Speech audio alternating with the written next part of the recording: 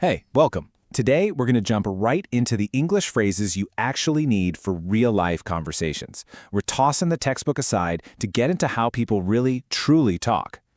You know that feeling, don't you? You're in the middle of a chat, you know exactly what you want to say, but your brain just can't find that perfect, natural-sounding phrase. Well, you're in luck, because that's exactly what we're going to tackle today. All right, let's kick things off somewhere we all know well, home. This is where we'll look at the kind of conversations you have with your family, your roommates, or your friends when you're just relaxing. Okay, so picture this. You're in the kitchen, right? And your friend is trying to make pancakes, but let's just say you're a little skeptical about their skills.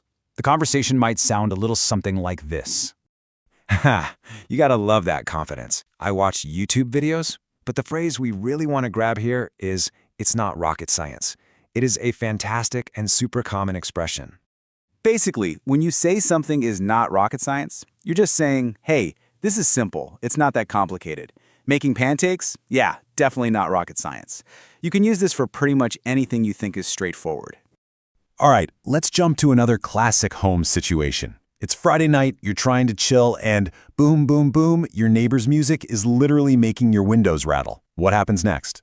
And here you have two totally different worlds colliding, right? Your neighbor thinks the song is fire, but all you want is a little peace and quiet. Let's break down that piece of slang. So if someone says something is fire, they mean it's awesome, it's amazing. A song can be fire, a new movie can be fire, the pizza you just ate can be fire. But here's a little tip. This is very informal, modern slang. It's perfect with your friends, but maybe don't tell your boss their quarterly report was fire. You know, context is key. Okay, we're leaving the house now and moving on to making plans with friends. This is where a lot of really useful everyday language comes into play. So imagine you want to check out that brand new restaurant that just opened. You know, the one with 0 reviews yet? You're feeling adventurous, but your friend, they're not so sure. And this is a perfect example of two completely different ways of thinking. One friend is all about that sense of adventure, ready to dive in. The other is thinking, I don't know. Better safe than sorry.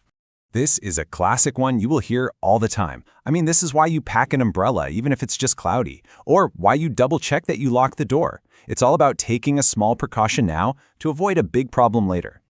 Okay, new scene. We've all been here. You're at the grocery store, minding your own business, maybe trying to decide which cereal to buy, and bam! You see someone you haven't seen in years. What do you even say?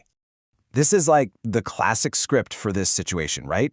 You hit him with the long time no see, you make that vague promise of coffee sometime, and then you seal it with, I'll shoot you a text. Let's zoom in on that last bit. Yeah, nobody really says, I will send you a text message. It just sounds stiff. Instead, people almost always say something like, shoot me a text or I'll shoot you a text. It's fast, it's casual, and it keeps the whole vibe really friendly. All right, on to our final part. This is all about the nitty-gritty, the practical stuff. Coordinating, making plans actually happen, and making sure everybody's on the same page. So you need a ride from the airport, and you're asking that one friend, the one who's maybe not the best with time. You kind of have to be really clear about what you need. Ouch! You can almost feel the history there, can't you? After that little reminder of what happened last time, you get the big request, just don't flake on me again. So, what does it mean to flake? To flake is such a useful word. Basically, if someone flakes on you, they bail. They cancel last minute, or worse, they just don't show up at all. It definitely has a negative feel to it, so you use it when you're a little bit annoyed. And for our last one, let's switch gears to a work scenario. You're on a group project, and one of your coworkers, well, they like to live dangerously when it comes to deadlines. Phew, you can just feel the relief in that, can't you? But also, a little bit of anxiety.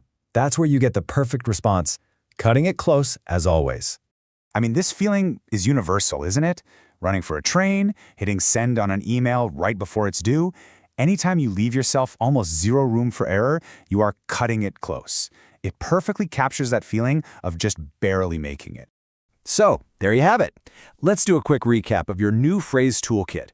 We've got phrases for when something's easy, when you want to be cautious, how to talk about unreliable people, and for those stressful last-minute moments. These are going to help you sound so much more natural. Okay, so before you go, I want to leave you with a challenge. Learning this stuff is one thing, but using it is everything. So take a look at this list. Pick one, just one, and make it your mission to use it in a real conversation this week. Which one's it going to be?